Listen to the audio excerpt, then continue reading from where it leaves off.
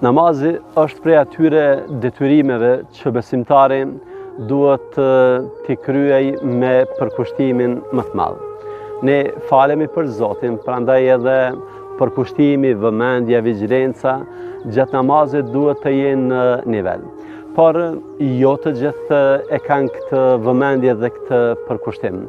Arsyet janë të shumta dhe ne nuk do të përmendim sot shkaqet, por do të ofrojmë një zgjidhje që konsideroj se do të na ndihmojë të gjithëve në mënyrë që ta kemi namazin ashtu siç kërkohet. Është pyetur një asket, një zahed, një besimtar nga brezat e parë, Hatim el-Asam, se si i arrinte që në namaz të ishte shumë i përkushtuar. Ai ka dhënë këtë përgjigje që mendoj se ka një rëndësi të madhe dhe e cila na ndihmon shumë që të arrisim këtë nivelin e përkushtimit dhe vëmendjes në namaz.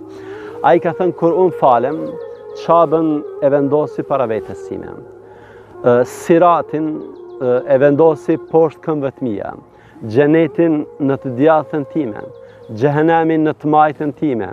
Mbrapa konsideroj se kam melekun e vdekjes. Konsideroj po kështu se i dërguari i Allahut, Muhamedi alayhi salatu wassalam, është duke më shikuar dhe duke e vlerësuar namazin tim. Falem sikur po falem për herën e fundit.